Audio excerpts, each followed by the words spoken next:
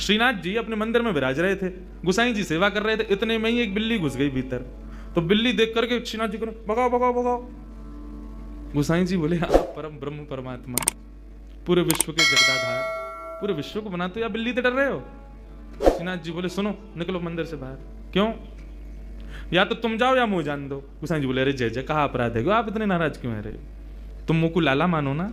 बोला लाला मानो, तो लाला मानोगे तो लाला को बिल्ली तो डर लगेगा, लाला को कुकरते डर लगेगा। तुम पर ब्रह्म मानोगे तो फिर मेरे सामने साधारण मैया को भाव मत दिखाइयो। फिर तुम साधारण ही बन के आओ। जब पर ब्रह्म मानने हो तो पर ब्रह्म मानोगे तो पर ब्रह्म जैसी सेवा करो मेरी। लेकिन तुमने मुंह को लाला मानो है, तो लाला को तो चींटी तो डर लगेगा, छिपकली तो डर लगेगा, बिल्ली तो डर लगेगा। तुम्हारी सेवा में अभी न्यूनता है, लेकिन मेरे भाव में न्यूनता ना है। मैं वो लाला बन की सेवा करवा रहा हूं, लेकिन तुम्हारे मन में आ रहा हो कि तो पर ब्रह्म है, इनको बिल्ली से डर कैसे? तो हे मोहे नाते अनेक मानिए जो भावे। आप किशोरी जी के प्रति, श्याम सुंदर के प्रति जो भाव रखो। कल मुझको इतना बढ़िया लगो, रात में आए तो मैया को परिचय सबका, ये हमारी कीर्ति मैया हैं, ये राधा रानी के भैया हैं, ये राधा रानी की बुआ हैं, ये चाचा हैं, ताऊ हैं, ये उनके भतीजा हैं, ये सब हैं। ये भाव सच में ये विशेष है। और एक बार को एक बात बोलूं, आपने केवल कहने को किशोरी जी से कही कि मैं आपको चाचा हूं। आप एक बार को कभी ऐसा कहे अपने कर्तव्य को भूल जाओ, लेकिन किशोरी जी नहीं भूलेंगी। तुमने कही है कि तुम मेरे चाचा हो, तो चाचा वारो कर्तव्य निभाओ। ठाकुर जी की भक्ति में 3 चीज बहुत जरूरी, विश्वास, दूसरा संबंध, और तीसरा समर्पण। जब तक ठाकुर जी की भक्ति में कोई संबंध ना हो, विश्वास ना हो, समर्पण ना हो, सबसे पहली सीढ़ी है विश्वास। विश्वास करो, हाँ। दूसरी सीढ़ी है कोई भी संबंध। और संबंध भी आप पूछो हम ठाकुर जी से कौन सा संबंध बनाए? देखो संबंध जैसे पुत्र होता है ना, तो आप पूछोगे नहीं कि मैं इसका पिता बनूंगा अब। अरे पुत्र हुआ तो पिता हो ही आप उसके। संबंध कभी बनाए नहीं जाते, संबंध हो जाते। ठाकुर जी को देख के जो भाव प्रकट हो वही ठाकुर जी को मान लो। और कई लोग ऐसे कहते हैं हमारा कोई भाव ही प्रकट नहीं होता, तो अभी कथा सुनो, सत्संग करो, संतों का संग करो। अभी तो तुम स्कूल में प्रवेश करने लायक ही नहीं हुए हो, तो फिर ठाकुर जी संबंध कैसे बनाओगे? पहले अपनी संगत सुधारो, अपनी रंगत सुधारो, अपना सब कुछ सुधारो। जिस दिन ठाकुर जी को देख के कोई भाव आ जाए, उस दिन समझना अब मैं योग्य हो गया ठाकुर जी संबंध बनाने के। उस दिन उसी भाव से ठाकुर जी से, किशोरी जी से संबंध भाव रख लो। तो किशोरी जी अब चिंतन कर रही हैं ठाकुर जी का। श्याम सुंदर के नेत्र, श्याम सुंदर के कपोल, श्याम सुंदर की मुख मुस्कनियां, श्याम सुंदर को सर्वांगीण अंग वाको चिंतन चल रहा है किशोरी जी के चिंतन में। और वही हाल यहां श्याम सुंदर को है, रात भर करवट बदल रहे हैं, बार बार विचार कर रहे हैं कहां है वो, कौन की छोरी आई ऐसी अपना ऐसा पागल सा बना के चली गई है, कब मिलेगी, कब आवेगी। रोज जामे यमुना पुलिन पे खोजें, लेकिन किशोरी जी के दर्शन ना हो। आज किशोरी जी ने मन बनाया, बोले आज नंदगाम चलेंगी। समस्त गोप ग्वाली जितने भी किशोरी जी की सखी सहचरी हैं, सबसे किशोरी जी बोली आज नंदगाम चलेंगे। अरे नंदगाम बहुत दूर है, और तू ना जाने माँ कौन रे, चलिया माखन चोर मरकट बंधु। हमने सुनी है टेढ़ी टेढ़ी सी चाल चले और सबन को अपना दीवानो बना ले, सबन को अपने चंगुल में फंसा ले, ऐसी मीठी मीठी बात करे। वामेते एक व्यसन निकले, वह व्यसन को कोई एक बार चख ले तो वह व्यसन के बिना रह ना पावे। किशोरी तो जो कहेगी सो करेंगे, लेकिन नंदगाम ना जाएंगे। अच्छा चल नंदगाम ना जाएंगे, नेक दूर तक चल रहे हैं। और करते करते किशोरी जी के मन में बार बार भाव, जानो तो नंदगाम है। एक एक करके सखियां सब छोड़ती जा रही हैं। अरे मेरी तो सास बुलाई रही होगी, मेरे घर में बालक रो रहे होगो, आदि आदि करके सब सहचरियां वहां से चली गई। अकेली किशोरी जी पहुंच गई नंदगांव। जैसे ही नंदगांव पहुंची, नंदगांव पहुंच करके किशोरी जी सबसे पूछें कुंवर कान्हा कहाँ रहे, कुंवर कान्हा को घर कहाँ है। इतने में एक बूढ़ी सी अम्मा आई और वहां आकर के जैसे किशोरी जी की मुख की कांति और सौंदर्य को देखो, अरे लाली कहाँ भयो, कौन को खोज रही है? मैं कुंवर कन्हई को खोज रही हूँ, वो कहाँ है? बोले तो ना पता घर कहाँ है? बोले ना पता, आजा मैं लेके चलूं। सो बूढ़ी सी अम्मा को हाथ पकड़ करके किशोरी जी जा रही हैं, गोकुल में भ्रमण करती भाई। इतने में बोली देख अब लाली आते आगे हम ना जा सके, राजा को घर है, वो सामने जो भवन है वो वही में रहे कुंवर कन्हई, चलिए जा। यहां भीतर ठाकुर जी बैठे यशोदा मैया के पास, और क्या कह रहे हैं? मैया ने हाथ पांव पकड़ ली, बोले लाला तेरी बहुत शिकायत हमें, अब तो अपने गोकुल तक सब जगह तो शिकायत आ रही है, तू इतनी चोरी करे या चोरी है छोड़ दे। ठाकुर जी कह रहे छोड़ दूंगा, लेकिन बदले में मुंह को कहा देगी, जो तू कहेगो सो दूंगी। सो खाऊं पर घर ना जाऊं मैया, अब न करूंगो चोरी, पर सांची कह कब लावेगी मोकू तू दुल्हन गोरी। अच्छा दुल्हन चाहिए तो को? हाँ मैया दुल्हन चाहिए। काय थे कहीं बहू? बोले बहू बातें कहीं जो भोजन करावे, रात में सुवा दे, सवेरे उठाए दे, इन सब सेवा न करे। जो सेवा मेरी तू करे वही सेवा मेरी बहू करेगी। ऐसी बहू लिया मुकू। लेकिन मैया मेरी पहली सुन ले, मैं जैसी चाहूं वैसी बहू लियो मुकू। कैसी बहू चाहिए? भोरी सी होए सुभग छोटी। भोरी सी लियो, ज्यादा तेज तर्रार भर बहू मत लेके आइयो। क्यों? मोह तोते दूर कर देगी, फिर तेरो घर बनवा देगी यमुना के प्लेन पे। तू और बाबा वहीं रही हो, मैं और बहू यहाँ रे करेंगे। भोरी सी होए सुभग छोटी और सुआ सारी नाक आंख मोटी। पैनी सी तो नाक हो बाकी कैसी तोता जैसी, और बड़ी बड़ी आंखन वारी होए। और तोते दिखाए मुख घूंघट में, मुस्काए जाए थोड़ी थोड़ी। जैसे ही तू बाके सामने आ जाया करे सोई घूंघट कर ले, और घूंघट में ती नेक नेक मुस्का जाए करे। ऐसी बहू लिया मैया मुझको। मैया बेटी बेटी कन्हैया की बात ने सुन नहीं है। बोली ज्यों ज्यों बड़ो है तो जा रहा, त्यों त्यों तेरे भीतर जन कहा प्रकट है तो जा रहा। कहाँ तिलावे इन सब बातन ने? बड़ी आंख वारी चाहिए, पैनी नाक वारी चाहिए, भोरी सी चाहिए, ऐसी चाहिए। कौन सिखावे तो को? मैया देख तू बात मत बदल, बता चोरी छोड़ू कि नहीं छोड़ू। हाँ लालबाए तो छोड़ दे, तो मेरी बात मान ले फिर। और मैया सुन, मैया एक बात तो समझाऊं, जब ब्याह करवे जाऊंगा ना, बलदाऊ संग न ले जाऊं। बलराम में ना लेके जाऊंगा। मैया बोली क्यों ना लेके जाएगा? मैं कह रहा हूं वो गोरो है, कहीं बहू को मन लास्ट में बदल गो तो बाकी माला पहना दी तो, या हमारे बलराम में ना लेके जाऊंगा। मैया एक बात तो समझाऊं, बलदाऊ संग न ले जाऊं। बाबा ते कह के मगवाए दे, चढ़वे को सुंदर घोड़ी। अब घोड़ी मगवा मुकू, अब ब्याह करवे जाऊंगा। मैया बोली लाला ये सब चले तेरे मन में? यही सब करे तू बाहर वन में जाके? ते मधुमंगल श्रीदामा आगे दिन ते यही सब सीख के आवे तू? बंधुओं देखो ये सब चर्चाएं हैं ना, आज देखो यहाँ ज्ञान भक्ति वैराग्य सब बाहर खड़े हैं, यहाँ केवल प्रेम चल रहा भीतर। यहाँ पर श्याम सुंदर और किशोरी जी के वही चर्चा जो हम ब्रजवासी को बहुत प्रिय है, जो हम कोई के आगे ना बोलें वो बातें हैं ये। क्योंकि सब जगह अधिकारी नहीं मिलते ऐसे, यहाँ मिले हैं तो सुन लो। मैया अभी घोड़ी मंगवा दे, तू तो बाबा थे अभी कह दे मेरे काजी को घोड़ी ले आवेंगे। और मैया मेरी एक बात और सुन ले, मैया एक बात मेरी और सुन ले।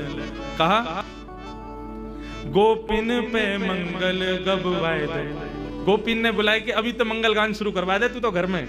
और मोय गोरो दुल्हा बनाए दीजो, ऐसो श्रृंगार कर दियो मेरो कि मैं गोरो है जाऊं। मोय गोरो दुल्हा बनाए दीजो, कहूं हंसे ना वहां की छोरी। मैया मेरो ब्याह करा दे। इतने में बाहर से किशोरी जी, अरे कुंवर कन्हैया, कुंवर कन्हैया। जैसी किशोरी जी बाहर से पुकारन लगी, श्याम सुंदर बोले मैया मुझे लगा बहू आ गई दिख है, ये तो स्वर कहीं सुनो दिखो मैंने। ठाकुर जी दौड़ करके बाहर गए तो सामने किशोरी जी खड़ी हैं। आहा किशोरी जी को जैसे ही देखो, जैसा रूप भीतर वर्णन कर रहे, जाके काजे कर रहे, वही आ गई। भारे विधाता तेने कैसी सुनी मेरी? मैं तो मैया ते अभी कह रहे और वही है क्या सामने? इतने में पीछे से यशोदा जी ने कर करके आई, और जैसे ही यशोदा जी ने नंद भवन के द्वार पर नन्ही सी किशोरी जी को देखो है, किशोरी जी को देख करके यशोदा मैया के मन में भाव आयो, अरे विधाता मेरे मन में तो बचपन से ही हती कि लाला के काजे सुंदर सी एक बहू लेके आऊंगी आदि आदि। अभी लाला की बात विनोद में सुन रही, लेकिन हे विधाता ये जो सामने खड़ी है मेरे, या को रूप कैसा, कैसी कैसे कैसे चपल से नेत्र हैं, या कि कैसी कैसी मृगनैनी है, या कि मुस्कान कितनी सुंदर, या कि चाल कितनी सुंदर, या कि रूप कितना सुंदर। मोहित है गई। यशोदा मैया ने परिचय ना पूछो कौन है, सीधी बोली लाली निक इतकुआ। किशोरी जी पास गई, निक मैं तुमको हृदय से लगा लूं अपने। हाँ मैया लगा लो। जैसे किशोरी जी को हृदय से लगायो, यशोदा मैया के नेत्रन से अश्रु प्रपात होने लगो। ऐसी शीतलता को अनुभव, जो शीतलता को अनुभव सदैव कन्हैया को हृदय से लगावे में आवे, वो पहली बार कोई बालक को हृदय में लगावे में आयो है। कौन है लाली, कहां ते आई है?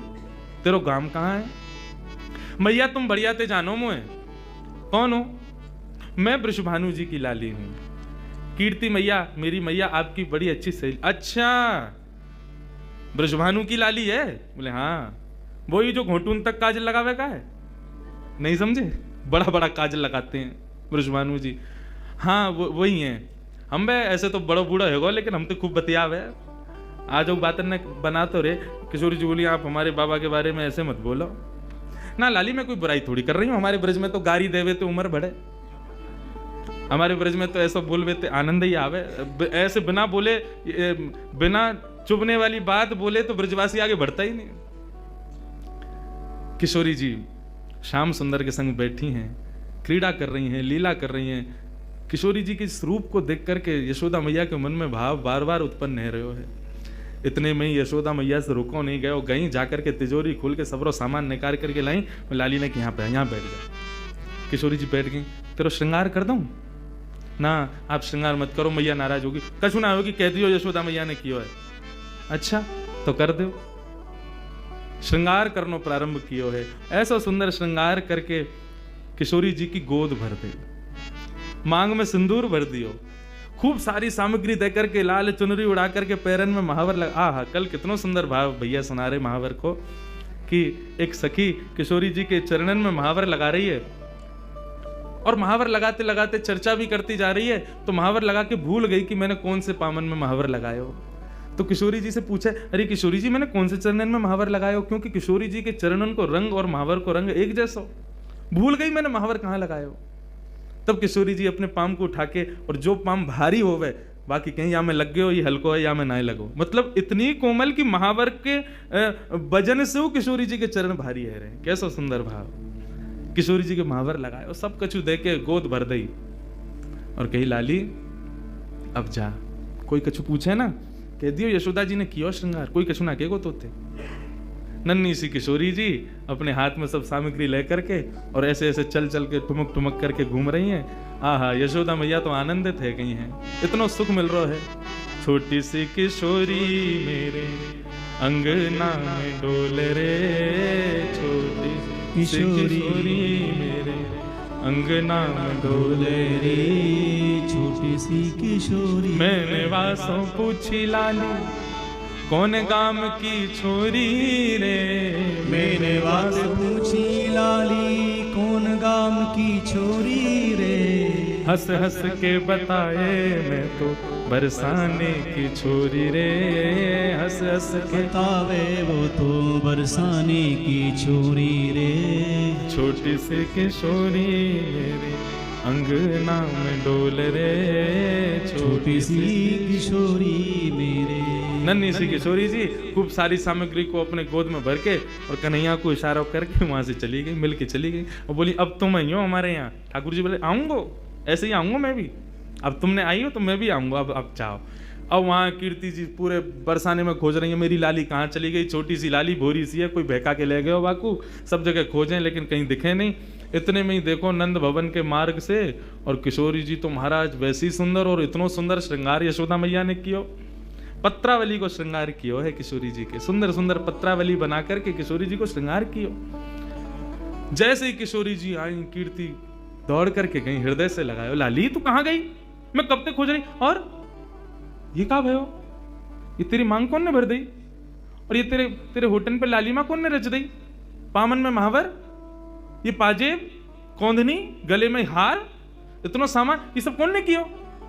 मैया मैं गई नंदगाम, वहां पे यशोदा मैया ने मेरा श्रृंगार कर दिया। कीर्ति मैया श्रृंगार देख के समझ गई, बोले कि यशोदा जी ने गोद भर दी मेरी लाली की। चिंता है गई कीर्ति जी को।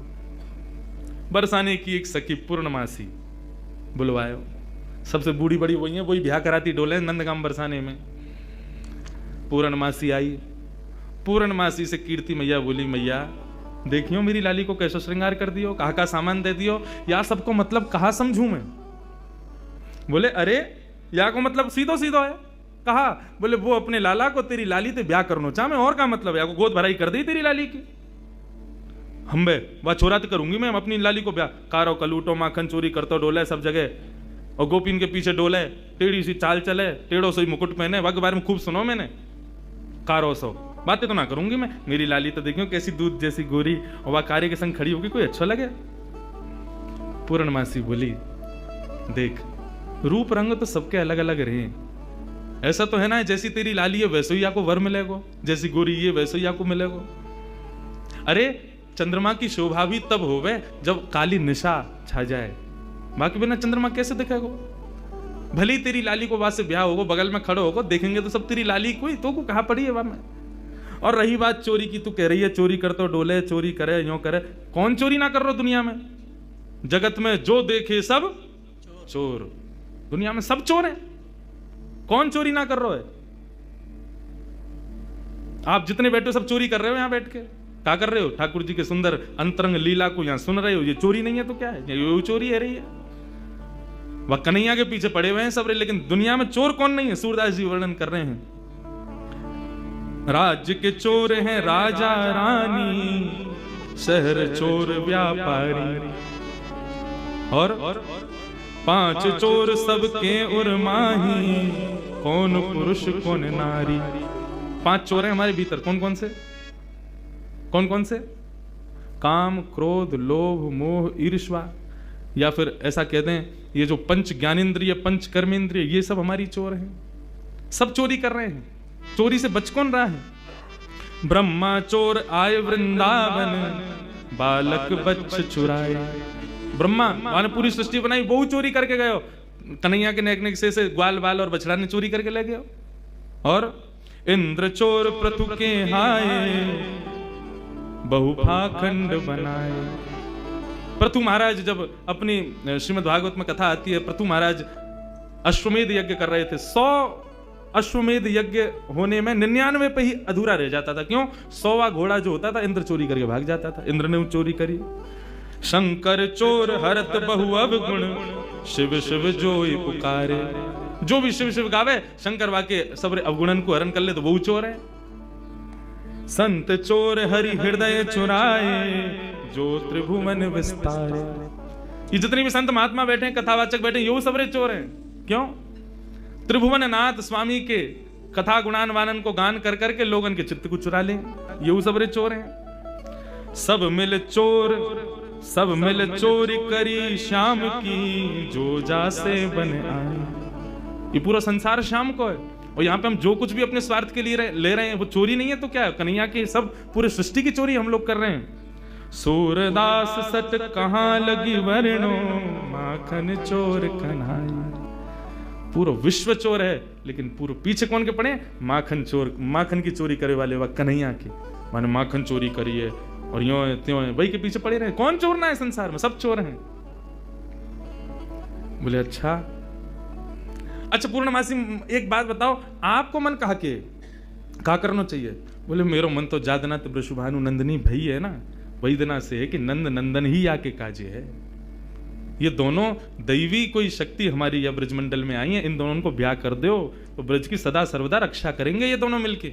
मेरो मन तो यही के। कीर्ति बोली तो फिर एक काम करो, एक बार आप चुपके थे कैसे कन्हैया को ले आओ बरसाने, हम एक बार वाकू देख लेंगी, नहीं हमारे मन को संशय होगा कछु तो दूर रह जाएगा। एक बार वाको रूप रंग सब देख लेंगी। हमने बहुत सुनी टेढ़ी चाल चले, हमें यूं देखना कोई लचक तो ना आवा कमर में। एक बार तुम लेके आओ वाको, वो टेढ़ो जानबूझ के चले कि कोई वाकई कोई शरीर में कोई दिक्कत है, और कारो कारो कारो सब कहें तो फिर ये सबरी गोपी काय को पागल बनी रहे वाके पीछे। वैसी सबरी कहेंगी कारो, और वैसे यूं कहेंगी आज कन्हैया ने हमारे घर चोरी ना करी, हमारे घर ना आवे, हम ते प्रेम ना है। ऐसो कारो कैसे कि सबन के चित्तन ने चुरावे। हे पूर्णमासी तुम ही लेके आओ बाकू। पूर्णमासी बोली ठीक है जाऊं, मैं ही लेके आऊं। पूर्णमासी चल के जा रही है। नंदगाम के कुंवर कन्हैया अपने ग्वाल बालन के संग अटारी पर बैठे हैं। वहीं तो दूर से दिख गई पूर्णमासी आ रही है। ठाकुर जी तो सब पता ही है, पूर्णमासी भी थोड़ी ने ठाकुर जी की तरह लचक लचक के चले। मधुमंगल बोलो अरे कौन आ रही है लचकी सी? ठाकुर जी बोले वही आ रही है, 2 साल पहले आई कही तेरे पास, तेरो ब्याह करावे काज। ओ अच्छा, तो वही आ रही है।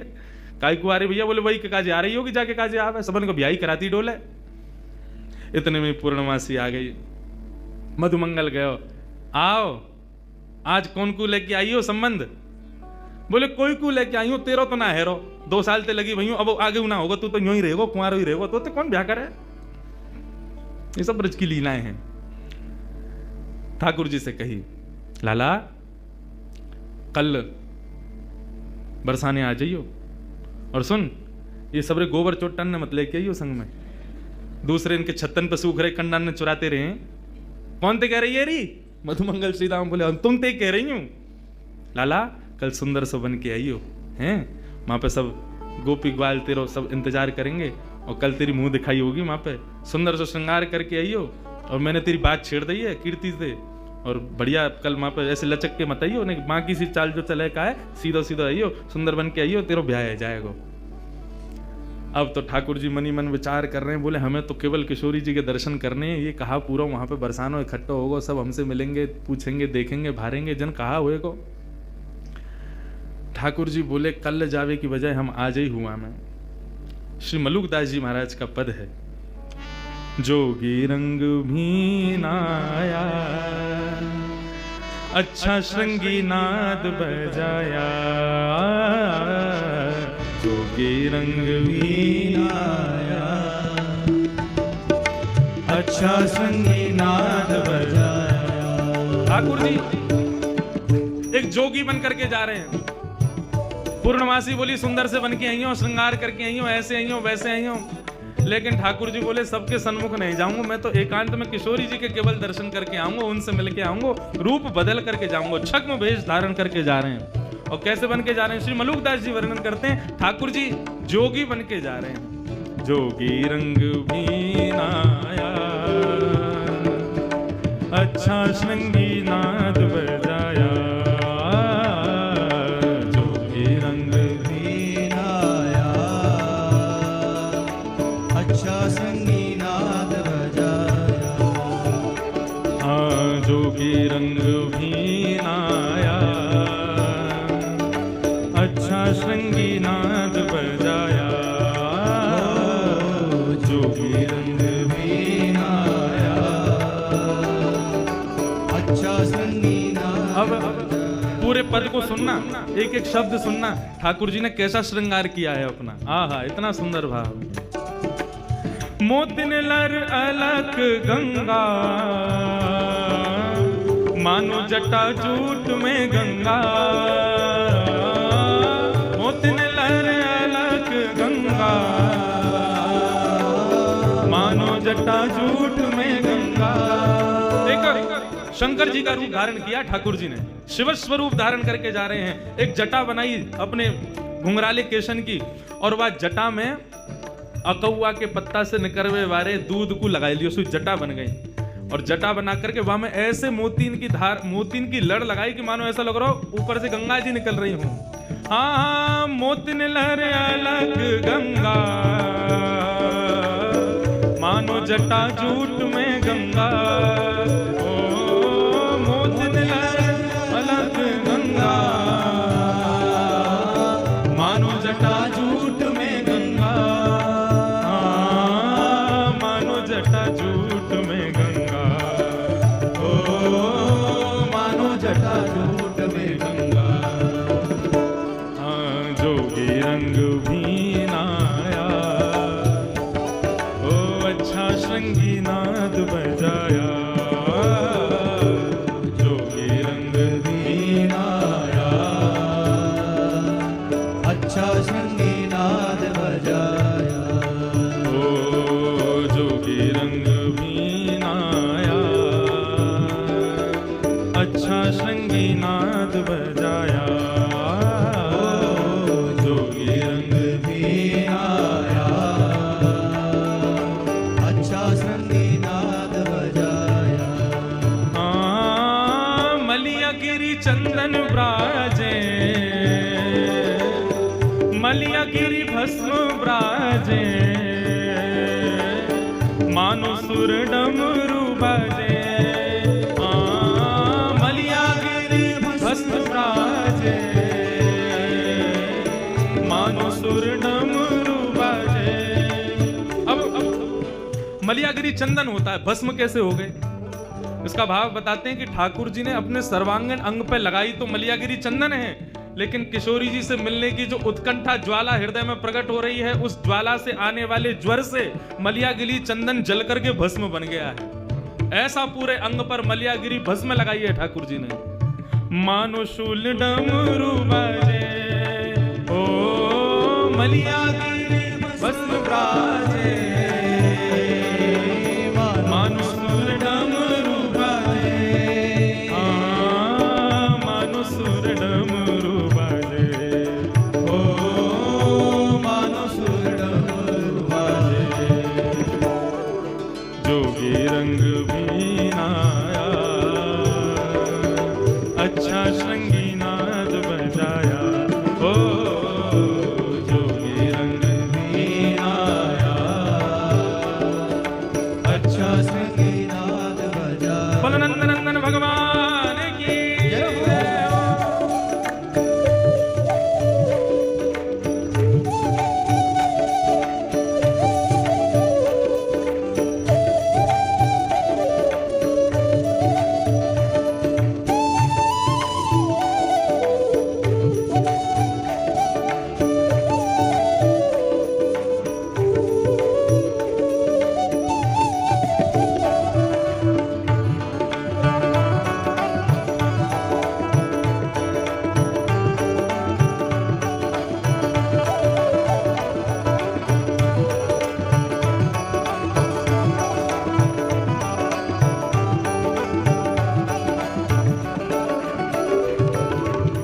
जोगी को वेश धारण करके, शिव स्वरूप धारण करके ठाकुर जी पहुंच गए बरसाना। अब बरसाने में अलग निरंजन डमरू बजाते हुए घूम रहे हैं पूरे बरसाने में। इतने में ही कछु गोपी आई, सखी आई किशोरी जी की, आकर के बोली, बाबा कहाँ से आए हो, कौन हो आप? ठाकुर जी बोले, हम सन्यासी बाबा हैं, हिमालय से आए हैं। अच्छा, कहा करो आप? बोले, हम लोगन की शक्ल देख करके ये बताते हैं आपको ब्याह कब होगा, कौन से होगा। अच्छा, ये गुण है आपको? बोले, हाँ ये हमारा गुण है। सब गोपी बोली, तो फिर तो हमारी किशोरी जी को देखो आप, उनको बताओ, उनको कहा होगा। कौन किशोरी जी? बोले, हमारे बरसाने की राजकुमारी हैं, नहीं उनको बताए तो उनको ब्याह कौन से हुए को लेके चलो हमें। अब तो जैसे ही महाराज लेकर के गए किशोरी जी के सन्मुख जाकर के जैसे ही खड़ो कियो है, इनको बताओ, इनको ब्याह कौन थे हो। ठाकुर जी पहले तो बहुत देर तक देखते रहे, मंद मंद मुस्कुरा रहे हैं। किशोरी जी भी नेत्र देख के समझ तो गई ये कौन आए हैं बन के। बाबा आप बतावे आए हो, देखवे ना आया है, घूरो मत, हमारी किशोरी है। बोले, ना मैं तो बस ऐसे ही देख रहा हूं। ये बताओ कालो टीका लगाओ कि ना इनके कान के पीछे? उन्होंने लगाओ ना। अभी लगाओ, नजर लग जाएगी, इतनी सुंदर लग रही है, सामने खड़ी हुई है। तुरंत एक गोपी ने कालो टीका लगाया। हाँ बताओ हमारी किशोरी जी को कौन से ब्याह होगा? ठाकुर जी बोले, रुको घूम घूम के देखना पड़ेगा। घूम घूम के चारों ओर से देखते देखते देखते किशोरी जी के बगल में जाकर के खड़े है गए। गोपी बोली, कहा? बोले, बता तो दे कौन से ब्याह होगा। बोले, कौन से होगा? बोले, जो बगल में खड़ो वही तो होगा। इनके काजे मुंह से बढ़िया कोई ना मिलेगा। एक सखी आई आकर के दोनों को, ए बाबा दूर हट, कैसी बात करे, हमारी किशोरी जी के बगल में झांकू मत जाइयो। तो जैसे बाबा ने अकल ठिकाने लगाती डोले, जैसे ही ठाकुर जी दूर किए, ठाकुर जी तो मंत्र मुक्त है गए। श्री मलुकदास जी वर्णन कर रहे हैं, जोगी छवि बाबरो डोले, राधे राधे राधे बोले, ओ जोगी छवि बाबरो डोले, राधे राधे राधे बोले। अरे हाँ, जोगी छवि बाबरो डोले, राधे राधे राधे बोले, ओ जोगी छवि बाबरो डोले, राधे राधे राधे बोले। अरे हाँ, राधे राधे राधे बोले, ओ राधे राधे राधे बोले। हाँ, जोगी रंग बीनाया, अच्छा श्रृंगी नाद बजाया, ओ जोगी रंग बीनाया, अच्छा श्रृंगी नाद बजाया, ओ जोगी रंग बीनाया, अच्छा श्रृंगी नाद बजाया, ओ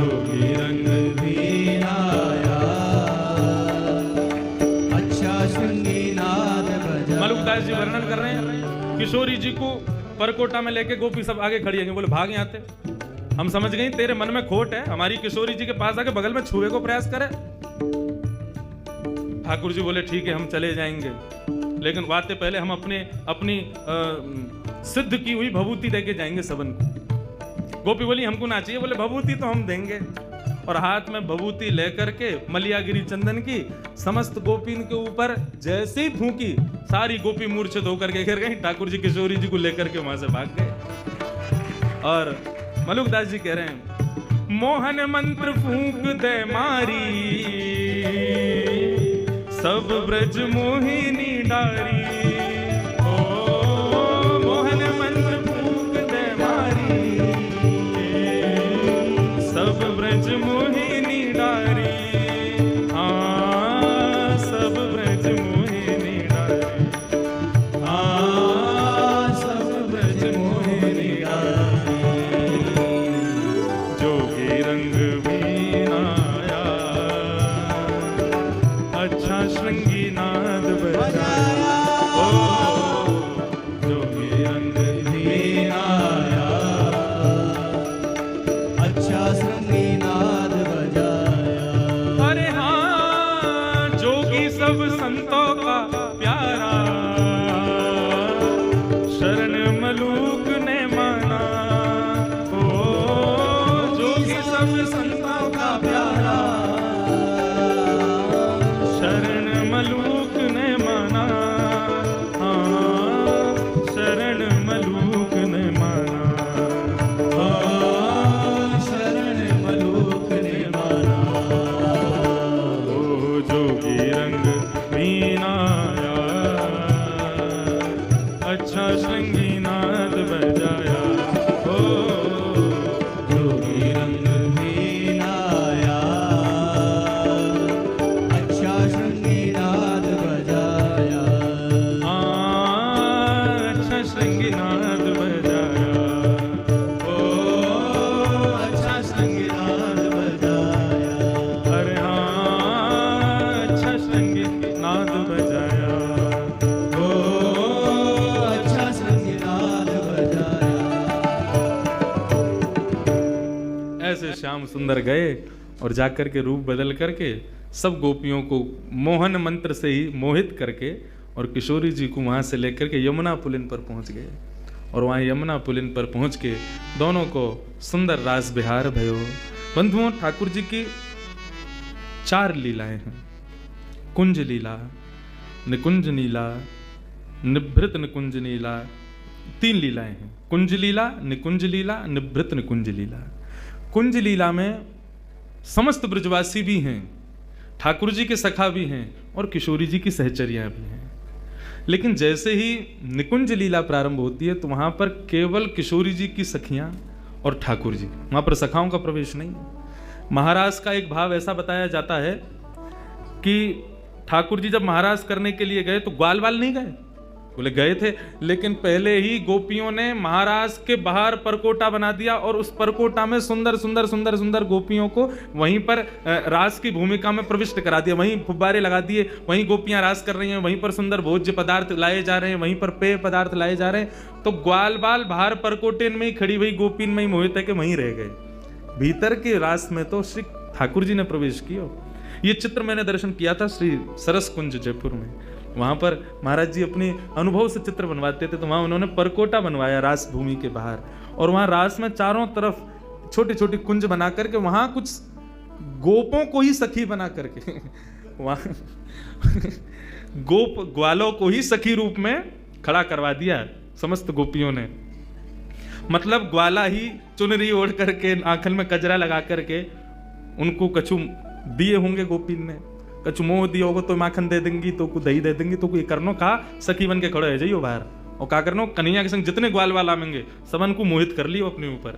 तो ठाकुर जी के ग्वाल वाल तो बाहर के परकोटा में ही रह गए, भीतर तो ठाकुर जी ने प्रवेश किया। तो निकुंज लीला में केवल श्याम सुंदर, किशोरी जी और किशोरी जी की सहचरियां। लेकिन जब निवृत्त निकुंज की लीला प्रारंभ होती है वहां पर किसी का प्रवेश नहीं है, वहां केवल श्याम सुंदर और श्री किशोरी जी, केवल इन दोनों के भाव ही विद्यमान होते हैं। इसके अतिरिक्त कोई भी वहां नहीं विराजता है।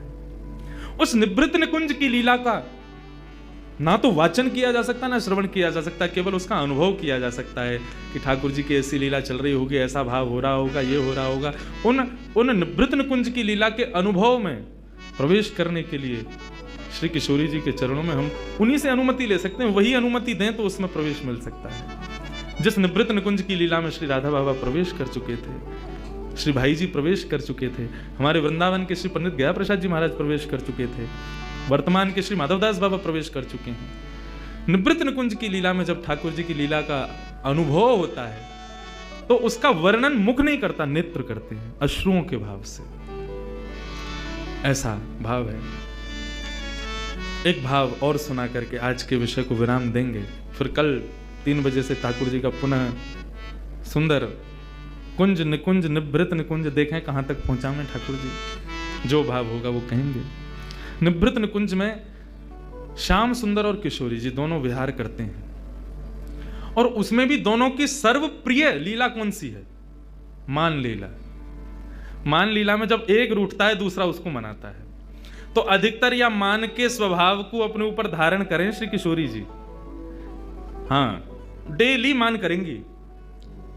और कन्हैया चरण दबा रहे हैं, कभी कछु कर रहे हैं, कभी उनकी मनपसंद वस्तु लेके आ रहे हैं, कभी उनके सामने नृत्य करके दिखा रहे हैं, कभी कछु गा के सुना रहे हैं, कभी कोई रूप की वैचित्रता प्रकट करके किशोरी जी को हंसावे को प्रयास करें। किशोरी जी यहाँ मुंह कर लें, यहाँ ते मना में तो इधर मुंह कर लें, और यह तरीका से ठाकुर जी की और किशोरी जी की मान लीला चले। लेकिन लाल जी हमारे इतने निपुण हैं, किशोरी जी मान करें तो घड़ी लगा करके चंद मिनट में ही ठाकुर जी उनको मना लेते हैं, उनको हंसा देते हैं, क्योंकि वो उनके अंदर खूबी है। और फिर दोनों रास विहार करते हैं। आज जब ठाकुर जी किशोरी जी को लेकर के आए यमुना पुलिन पर, ठाकुर जी ने पहले तो स्नान किया, अपना पूरा जोगी भेष हटाया और स्वयं के स्वरूप में प्रकट भये, और जैसे ही दोनों ने प्रवेश किया निभृत निकुंज में, आज किशोरी जी बोली, लाल जी नित्य मैं मान करूं और आप मनाओ, आज आप मान करो, मैं मनाऊंगी। ठाकुर जी बोले नहीं, आप पे ही मान शोभा दे और मनाने की शोभा हम पे ही बढ़िया लगे, या को बदलो मत, आप ही मान करो, मैं मनाऊं। मतलब मान भी यहां झूठे को है कि झूठे को रूठें और सांची को मनावें। हमारी आपकी तरह ना है जबरदस्ती मान कर लेंगे और फिर वो मनाऊ हुए तो वामू रीझे ना है। लेकिन यहां झूठे को माने, बिना बात को मान। कैसो मान होता होगा विचार करो, कोई बात नहीं है। ठाकुर जी काय बात से मनाते होंगे, अरे मुझे गलती है मैं ऐसा ना करूंगा, कोई कछु करो हो तब तो मान करो, लेकिन मान ही झूठे को है। ठाकुर जी किस भाव से मनाते होंगे किशोरी जी को? लेकिन आज किशोरी जी बोली नहीं, आज आपको हमारी बात माननी पड़ेगी, आप मान करो, हम मनाएंगे। ठाकुर जी बोले मैं मान करूं? बोले हाँ आज आप करो। मुंह को सुख देवे के काजे आप मान करो। ठाकुर जी बोले ठीक है, तो आज हम मान करते हैं, आप मनाओ। और जैसे ही मान करके ठाकुर जी मुंह फुला के रूठ के और बैठे, देखो कैसी लीला, रूठ करके ठाकुर जी बैठ गए, मुंह फेर लियो। अब किशोरी जी कभी ठोड़ी पकड़ करके अपनी ओर कर रही हैं, हे श्याम सुंदर कहा भयो, मुझसे बोलो। ठाकुर जी फिर मुंह फेर लें।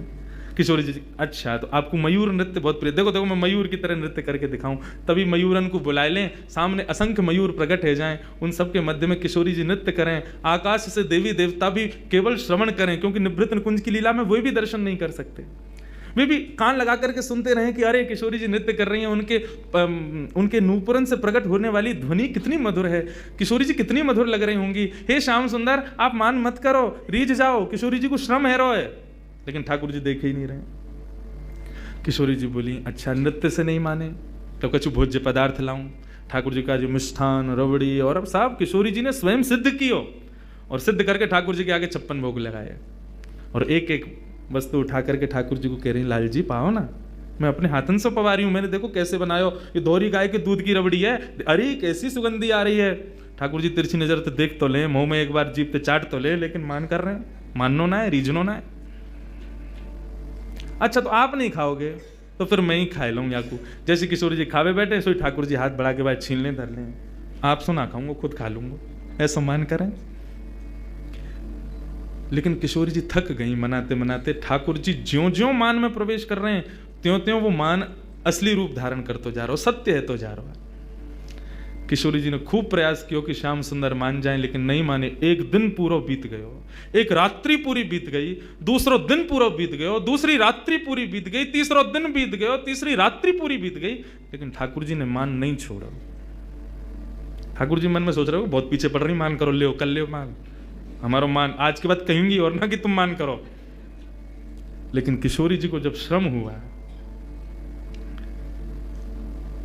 मनाते मनाते मनाते जब हार गईं, तो किशोरी जी नीचे नजर करके, ऊपर एक अटारी पर, एक शिला पर श्याम सुंदर बैठे हैं और किशोरी जी नीचे हाथ रख के बैठी हैं और श्याम सुंदर को बार बार देख रही हैं। बोले आपको 3 दिन से हमने मुस्कुराते हुए ना देखो, आपके चेहरे पर एक प्रसन्नता ना देखी, लाल जी आप जानो ये कितनों कष्ट दे रहे हो हृदय को, एक बार मान जाओ श्याम सुंदर। लेकिन ठाकुर जी नहीं माने।